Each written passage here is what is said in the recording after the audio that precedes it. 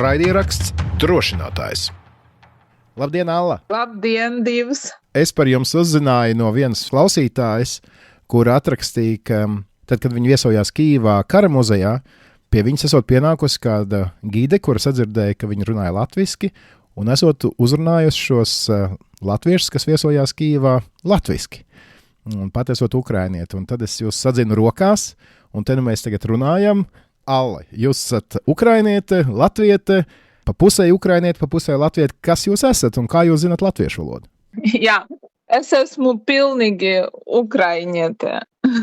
Un kā jūs iemācījāties latviešu valodu? Es varu pārunāt mazliet, un es sapratu kaut ko. Tāpēc, kad es mācījos skolā, man bija klases biedrs no Latvijā. Puika no Latvijā, un mēs sēdējām kopā pie viena galda. Jā. Tā es sāku saprast latviešu valodā. Wow. Tā bija par gadiem no 98 un līdz 2004. Wow, 6 gadu laikā sēžot blakus, jūs iemācījāties latviešu valodu? Jā, par 6 gadu. Man bija 8 gadus. Tad no 8 līdz 14. Yes. Tas ir ļoti interesanti, pareizāk pārsteidzoši pat, un vēl pārsteidzošāk ir tas, ka visus šos gadus vēlāk jūs vēl aizvien varat runāt latviski. Jā. Mana izglītība ir valodniece. Es esmu angļu valodas tulkotājs un arī ukraiņu valodas redaktors. Jā, redaktors. Jā, tā ir mana izglītība. Un arī mana bērnībā 2000 gadu beigas grupā Brainstorm. Jā. Prāta vētra bija ļoti populāra Ukrainā. Tā bija no vidu, in the middle of 2000. 2000. Gadu vidū. Jā, toreiz viņi dziedāja pārsvarā angliski. Viņi tika uztverti kā rietumu grupa. Bet pēc tam viņi vairāk pārgāja uz krievu valodā.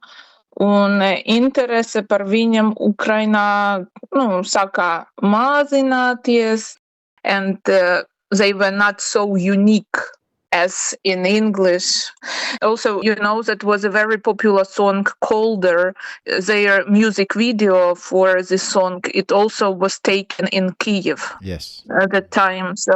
And we recognized some locations of this music video and so on. Bet es zinu, ko tagad viņi atbalstīt Ukrainu. Tagad. Arī dziesmā mans draugs tagad ir ukraiņu valodā. Bet šī te latviešu valodas zināšana, kā ir ietekmējusi jūsu dzīvi? Es strādāju Otrā pasaules kara vēstures muzejā. Es esmu gids. Mums ir daudz apmeklētājs no viso pasaulē. Rētī, kad latvieši atbrauc uz mūsu muzejā, negaida, ka kāds ar viņiem runās latviski. Bet es dzirdu, kā cilvēki runā latviski, un viņi vēlas pārunāt. Es vienmēr priecājos ar viņiem runāt. Man šī ir iespēja atsvaidzināt zināšanas. Tikai man prieks runāt latviski, tāpēc es domāju, ka tā ir ļoti skaista, ļoti mīksta, mūzikāla valoda, ļoti interesanta. Cik daudz par Latviju Ukrainā zināja līdz pilnu mērogu iebrukumam, vai par Latviju tagad zina vairāk, ņemot vērā, ka Latvija mēģina darīt, cik mūsu spēkos ir, lai atbalstītu Ukrainu? Of course, I read news, Ukrainian news, and so since I know Latvian language, so from time to time I read Latvian news, and es klausos Latvijas radio. Ļoti žēl, bet šajā nežēlīga karā, latvieši arī krīt. We know that in October 2023. So Vitaly Smirnovs. So he was killed in Bakhmut. So just 2 days ago, I read that another Latvian, Edgars Platonovs, was killed in Ukraine, Lugansk region. He was killed on a Christmas on the 25th of December, 2024. So, of course, we understand that that's also the price, the highest price for Ukrainian freedom and for the freedom of all the Europe and all civilization. But also Latvians support Ukrainians very much. And different volunteers, volunteer organizations, and on the state level also officially Latvia support Ukraine, and we know Latvians as our true friends in this war. Have you been to Latvia? Yes, I've been to Latvia once. It was 2011, and that was, like my first time abroad. Oh, really? Yes, How do you remember the trip? Tā bija nedēļu vai 5 dienu ture. Es dzīvoju Rīgā. Čaka iela, tā bija maza viesnīca, Čaka iela, krustojums Diertrūdes iela un Čaka iela. Bet katru dienu viesojos dažādas Latvijas pilsētas, piemēram, Bauska, Sigulda, Jūrmala, Jelgava, no kurieni prātā vētra Jelgava. Jā. Es biju pārsteigts. Yeah, because of course Latvians are known also as a former part of the Soviet Union, and of course I was just very impressed, and I was so surprised at how different this country, how different these people, and how it could happen that for so many years they became a part, how they could, to conservate and to preserve such identity after long years of Soviet Union. Is it the case that after the 2014 invasion of Crimea, Lugansk, part of Lugansk and Donbass, and even more after the full-scale invasion, that Ukraine as a nation is going through some changes of self-recognition, that you have your own culture, you have your own language, you have your own traditions, and that you must be proud of them, while before maybe you were under the Russian influence more. It's like maybe what you saw in Latvia, that we have preserved all this even after being occupied by the Soviet Union, that Ukraine wants to go the same route now. I don't want to put any words into your mouth, but I'm just thinking now. Are there any similarities in that sense? Yeah, of course, Ukrainians and Latvians are quite similar for me. Yeah, and also and even now in this ongoing Russian-Ukrainian war, they understand us better comparing to some other countries because they experienced the same repressions of Soviets. And after Second World War and during Soviet period and so on. And Latvians also, they wanted to be independent as well as Ukrainians wanted this. Also, Ukrainian identity had been kept even during the Soviet time, but it was just prohibited to speak about it. Representatives of Ukrainian national movement, they were repressed, they were jailed, as well as in Latvia. And also, as Latvians had a Meža brāli. Yeah, Meža brāli. So in Ukraine, we had Ukrainian insurgent army, which were fighting against Soviets, and many years after the end of the Second World War, and many of them were killed by Soviet agents, and many of them had spent the rest of their lives in the Soviet and then Russian jails and so on. And also deportations. When Soviet government came back in the end of the Second World War, so people who didn't want Soviet authorities and the Soviet rule, Soviet occupation, so these people were repressed and they were sent to Siberia.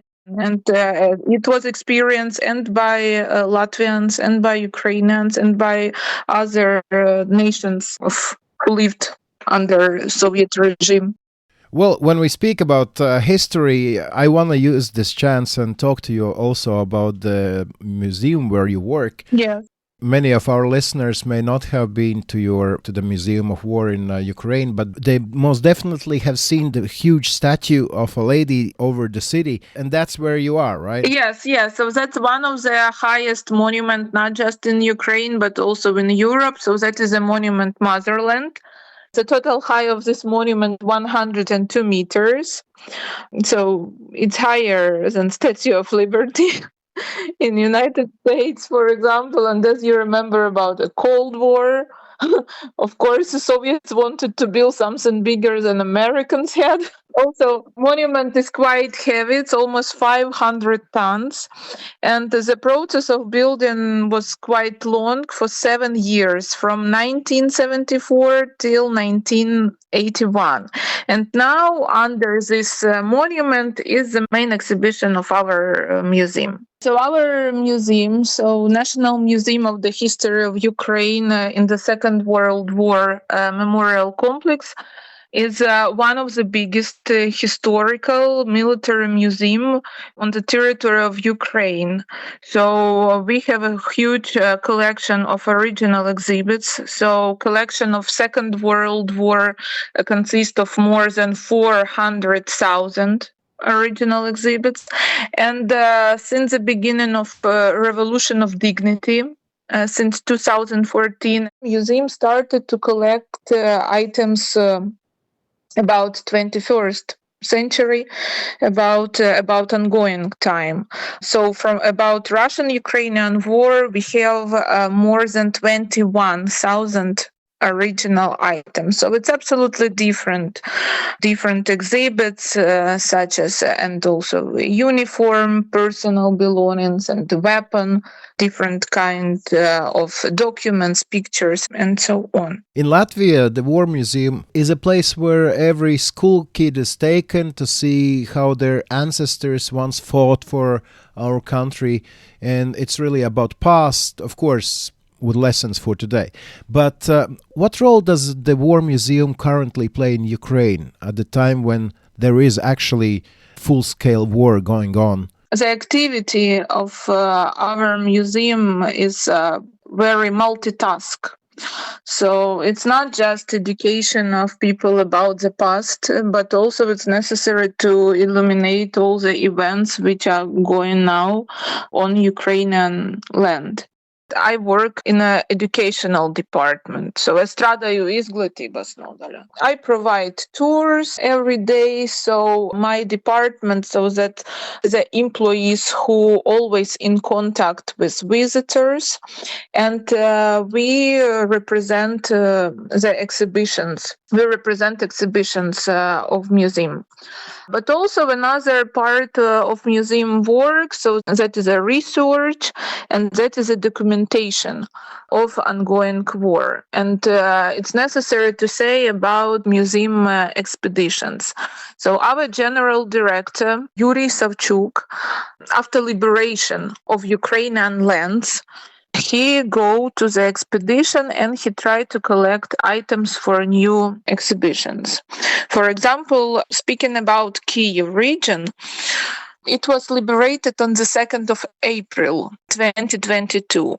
And on the third day after liberation, on the 5th of April, 2022, the first museum expedition went to deoccupied villages and towns of Kyiv region and Chernihiv region, and items for exhibition Ukraine crucifixion were collected. But collecting the items is just a small part of museum work, because it's also necessary to make a photo documentation during the expedition. And also we collect oral history, so oral testimonies. We are in contact and we communicate with the witnesses of all events. It's very important for us to come as quickly as possible. So when people have very fresh memories, when people remember all the events, all the actions, and they could give us testimonies. And we collect also these memoirs, and we try to share with our visitors the experience of the heroes of Ukraine and civilians which were under occupation and so on.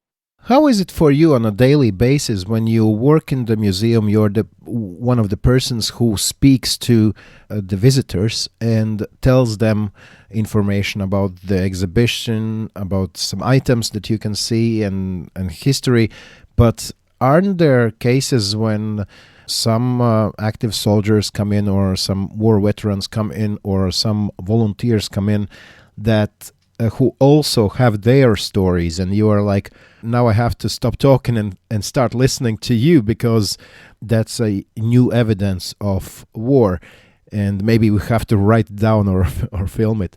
Have there been such instances for you? Of course, there are many different visitors among those people who are coming to museum, and not just civilians, but sometimes it could be also when the soldiers, especially those who are, for example, on a rehabilitation. So when they are on a rehabilitation somewhere in Kiev, and if they have a free time, so sometimes they could visit our museum. And that was also one occasion when I met American volunteer fighters. So that was in May 2022. It was just my regular working day. And I saw that young guys entered the museum, and they were speaking English. They were Americans. And I saw that they had injured legs, and I started to talk to them. So we found out that they are volunteer fighters who are on rehabilitations.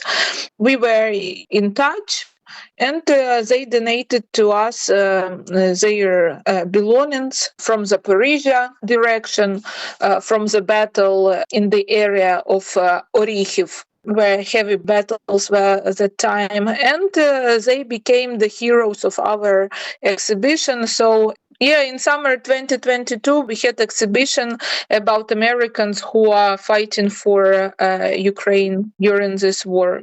So just from visitors, they became heroes of exhibition. I looked at the Facebook page of your war museum, and I saw that Tochka-U rockets, Yes. and different kind of equipment being brought from the scenes and to the museum. How is the process? Do you try to collect everything you can? You see, in our museum, so there are more than 260 employees, and we have a such department in museum which is called a conservation collection department. So mostly that is their task, to collect and to preserve items. But museum try to collect as more as possibly, because you never know what item could be unique, right, or what item could be needed. There are some items which can be kept in the collection, not in exhibition, but in collection for 10 years, for 20 years. But in some certain moment, this item will give to exhibition when we have the, some topic, and this item can illustrate and underline a topic. So that's why sometimes it takes a very long time, and it is a very long way from conservation, from the collection of museum to the museum showcase. So that's why we need, usually we collect everything which we believe could be useful for museum.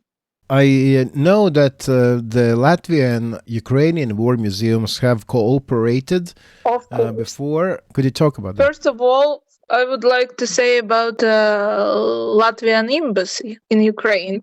Actually, they are located not far from our museum. And so when they have delegations, when they have guests, so very often they come to visit our museum. So Latvian embassy is one of our also true friends of our museum. And I speak about Latvian ambassador Allu Grušecka and also defense attaché Pulkvedis Aleksandrs Holmanovs. And by the way, Pulkvedis Colonel Holmanovs, when he come to our museum, he speaks Ukrainian because he's trying to learn this, and it's also, kind of a Ukrainian-Latvian bridge between us. Yeah, so you speak Latvian and he speaks Ukrainian. Yeah, sometimes. Yeah, sometimes we try to speak like that. Yes, and another cooperation of our museum in Latvia. So that is a cooperation with Latvia's Kara Muzejas, Latvian War Museum, and I want to say hi to Kristīne Skriver, the general director of Latvian Museum, and that was the idea of Kristīne Skriver to make exhibition Cīņa par Ukrainu, Battle for Ukraine. Yeah, so that was a kind of a very successful cooperation of our museum and Latvian Museum. So this exhibition consisted of items which were collected during museum expeditions to Kyiv region, Chernihiv region, and also liberated Kherson. Such unique items as uniform, also Russian propaganda, Russian different postcards, leaflets, posters, letters. They were represented in Latvian War Museum. And this exhibition, Battle for Ukraine, Cīņa par Ukrainu, it was opened on the first anniversary of the beginning of full-scale invasion. So it was on the 24th of February 2023. And this exhibition was very important and for us and also for Latvian War Museum, because that was the first exhibition. It was the first stationary exhibition about full-scale invasion, which was presented behind the borders of Ukraine in Europe. Later, we had this exhibition in Estonia, in Slovakia, in United States, but Latvia was the first country in Europe behind the borders of Ukraine where exhibition about full-scale invasion was presented. So let me ask you about your museum right after the 24th February. We know now what happened to museums in the occupied territories. They were looted, vandalized, and otherwise damaged. At the beginning of the full-scale invasion, as we remember, the Russian forces were actually on the outskirts of Kiev. What happened at the museum at that time? And did you try to evacuate most valuable items, or what happened to the staff of the museum? On the eve of full-scale invasion, a plan of evacuation for museum was adopted. So when full-scale invasion started on the 24th of February, our employees, which were in the list of responsible for evacuation, they were obliged to come to museum and to provide this evacuation. And exhibitions of museums, so they were dismantled and items were hidden to safety places. You understand that nobody gave a guarantee that Russians wouldn't come into Kyiv. It's one of the first exhibition which was dismantled and items which were evacuated. That was items about Ukrainian rebel army, so Ukrainian insurgent army, because you know that Russians, so they are crazy about this different stereotypes about Stepan Bandera, and we had items about him, about the representatives of the national movement, their personal letters. items, leaflets, and so on. So that's why these items, they were evacuated. And also at that period in our museum, we had absolutely unique temporary exhibition about Ukrainian Revolution from 1917 till 1921. This exhibition was called Forever Free Ukraine. And that was a Ukrainian American exhibition. So part of the items belong to United States.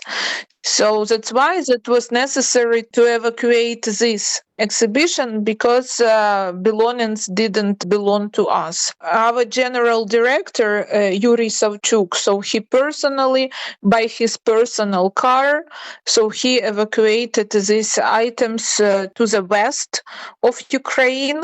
And later, this exhibition, Forever Free Ukraine, in September 2022, it was opened in Kaunas, in Lithuania. And what happened to you? Did you still come into work? How do you remember the first days of the war? No, I was not involved into this evacuation, so I was not obliged to come to work at the first day of invasion. But many of our workers continued to work, and if it was possibly to make online work, so we did it. So initially, a museum was closed for visitors, and it was open on the 8th of May, 2022. For visitors again. So till May 2022, museum was closed, but our workers continued to work. So we did the necessary work. And our general director, actually, he lived in museum. He moved from his apartment, he moved to museum, and he spent there 24 hours, as well as our other workers. Some other workers with families moved to museum because we have a shelter there, and they felt themselves safety in museum. So I know that 5 families of our workers, they lived under monument. Yeah, so speaking about me, as I work in educational department, so I had to make online work. So every day on our web page of museum, we described the chronicle of war, so what was happened on different directions, and I translated this text into English. And then when school children came back to education, but it was only online education, so I provided online lessons about ties and connections of Second World War and ongoing war, because that was a spring. Many Ukrainian school children, they had to pass exams in summer. Yeah, so that's why that was necessary to continue our educational work. And as at school exams, usually we have many questions about Second World War. So we continued our online lessons, and that was very crucial. That was very important for school children, which appeared around all the world. So, for example, I had such online lessons when teacher was sitting, for example, in Germany, children were in Poland, United States, Spain, and that was an online lesson when we could gather all together. Now the Russian forces are not in outskirts of Kiev, but the rockets still fly in, the drones still fly in. It's not safe in Kiev, of course. How is your life as just a regular person in living in Kiev? So, of course, when you live under condition of ongoing war, even not on occupied territories, and it's not a territory which is very close to front line, but we say that there is no safety place in Ukraine. So that's why life is always kind of unpredictable. So you never know what's going to happen tomorrow. But despite all this, I can say that personally speaking about me, maybe I became more organized or even more scheduled. It's connected also not just with the alerts, but also it is connected with the shortages, because we had. So, for example, this week we do not have, but for example, in the end of December, we have very tough shortages of electricity. So you always have a power bank, you always look your phone and your laptop to be charged. And for example, I can say that I started to listen radio more often because, for example, when electricity disappears, and internet disappear and cell connection go away and alert do not work outside. So the only way to hear alert, so that is just a simple radio. Also speaking about Latvia, if I mentioned the shortage, volunteer organization, uzņēmēji mieram, so they donated to our museum a minivan, which is also very important for us because we can use it during museum expedition and in everyday work. Also from Latvian volunteers, we have a generator in museum. And as it is a very big territory and we have a few objects, we have few buildings on our territory, so of course we need many of generators. So few of them are from Latvia, and it's also very important for us during this time. And also, I forgot to say, but I want to mention that Latvian guests visited our museum in Kyiv, and it's also very important for us. They show support, they demonstrate support, they do not afraid of coming to Kyiv, they are not scared to come to Ukraine and to support us. So we are very proud to have such official representatives of Latvia in our museum. Well, thank you so much, Alla, for taking time and talking to us. And we can probably say that if there are any Latvians who are listening to us now and are planning to go to Kyiv, they should definitely go also to the War Museum in Ukraine, in Kyiv, and maybe ask for Alla, who can do the tour in Latvian, right? Yeah. So mēs vienmēr laipni lūdzam mūsu Latvijas draugus uz muzeju. Paldies par atbalstu, un es ceru, viss būs uzvaras, viss būs Ukrainā, viss būs labi. Paldies jums, uzredzēšanos, laimīgi, visu labu. Raidieraksts Drošinātājs.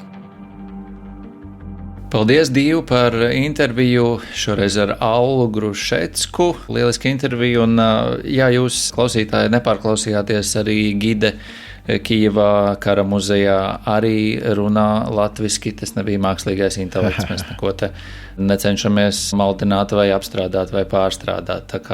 Tā patiešām bija šajā reizē, un pēc šīs intervijas, klausoties interviju, nāk prātā, ka tiešām šie cilvēki kara muzejā, kara muzejs, tāpat mēs Rīgā arī aizējām uz kara muzeju, tur mēs skatāmies par tādiem notikumiem, protams, jau vairāk, kas ir bijuši kaut kad, bet šeit dokumentē vēsturi reālajā laikā, kad viss notiek. Protams, viena no iespējām ir filmas, mūzika, grāmatas, kur to darīt, bet vēl viena lieta arī ir muzeja, kur to arī reālajā laikā var darīt ar dažādiem eksponātiem.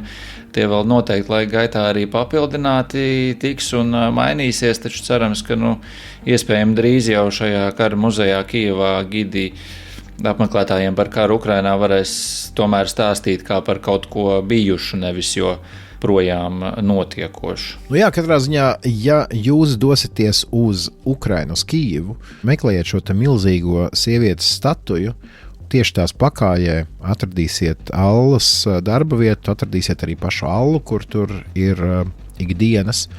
Jāpiebilst tik vien, ka tas nav vienkārši tāda viena muzeja ēka zem šīs lielās statujas, tas ir vesels komplekss, gana liels, un patiesībā pirms Covid tātad karš, Covids, tad, kad bija pēdējais normālais laiks, tā teikt, kaut cik tas bija pirms Covid, un tad esot šo te muzeja kompleksu gadā apmeklējuši 800,000 cilvēku, un 55% no tiem esot bijuši ārzemnieki, tā kā šī ir ļoti interesanta vieta pati par sevi, bet šobrīd, kad notiek karš, muzejs piedāvā visu laiku dažādas pagaidu ekspozīcijas un izstādes, kurās var redzēt tiešām unikālas liecības par notiekošo Ukrainā un Ukraiņu cīņu par brīvību.